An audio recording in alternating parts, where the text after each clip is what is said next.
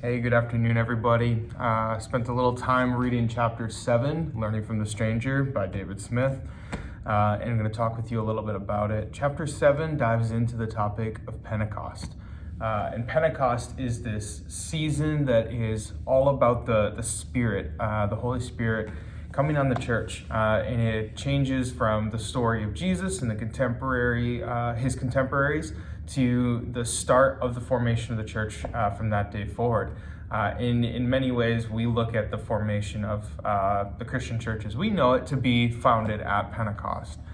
And I love how the chapter kind of breaks down even just the story elements. I love the ideas or the structure of story. I love movies, love novels, love reading about the stories. And it sets it up. We have this setting.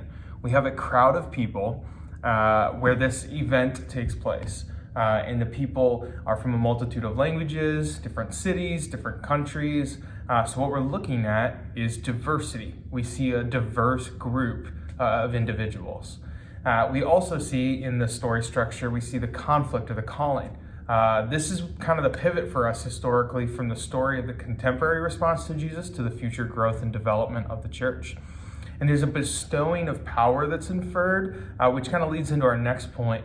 We have the characters. We have this group who have been, some of them have been with Jesus personally, and they've been studying under him and learning under him. And yet we also have a greater crowd of people who simply have heard the story of the gospel. And they have heard some of Jesus' teaching, and they've heard it from him directly. They maybe were there present at the crucifixion. And so we have this group of people who the story shifts. It's still about Jesus, but it's no longer him as the person who's carrying it forward. The story takes on new characters. There's new primary actors to share the news of the gospel. We also have a new definition of kind of what's at stake. We have a new definition of the people of God. It's no longer just the nation of Israel and Israelites who get to claim that title, but this has been expanded to every tribe and every tongue and every nation. And Pentecost, this moment where everyone is able to hear in their own language, is such a really cool picture of the diversity that this book has been talking about. And I love how the author frames it in a couple of really good quotes. And on page 136, I'm going to read that real quick. I loved this quick sentence. The power that is given at Pentecost is not the power to conquer foreigners, but the power to speak to others in the way that they hear. The power to hear anew across lines of difference, and the power to love one's neighbor as oneself. And talks about it frames it right. We're saying it's the power to speak in a way that they can hear, and a power for us to hear anew across our lines of difference, which ultimately leads to the third point, the power to love one's neighbor as ourselves. And I love that in this moment, the Lord didn't come into this, the Holy Spirit didn't land in a way that just said, we're going to speak in this one language. I love that everybody heard in their own language.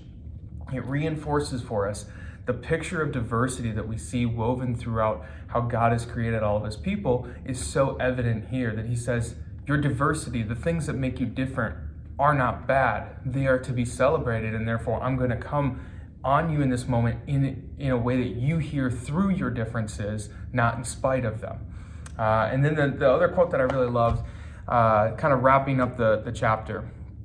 As we think about what this means for us moving forward from this whole book, from this chapter, is the quote where it says, to be Christian is, furthermore, not to reserve for oneself the role of host, the one who sets the table, but to learn to see Christ in others, to receive correction from them, to be joined to them, and to learn from the stranger. And that's such a great calling for us. I myself, throughout this book, have been challenged in how I've seen myself as the host, the one who's responsible to set the table. And yes, in some ways I am called to do that, especially in my role at Cornerstone University, where I have right now on our campus 34 international students who need a host. And they need someone in this crazy time we're living through to set the table for them and to be there.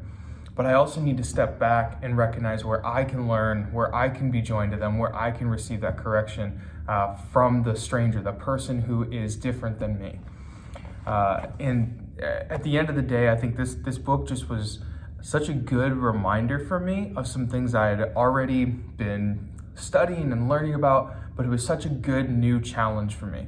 that I recognize areas in my own life where I have growth, where I have blind spots, where I have bias, where I have prejudice. And so my prayer is that I revisit this book often, that this is a chapter, that this is a book that will continue to shape my life moving forward, because I know the little bit that it's already affected me this semester has been great, and I'm really hoping that I can continue to grow. So thank you guys. It's been fun walking through these chapters with you.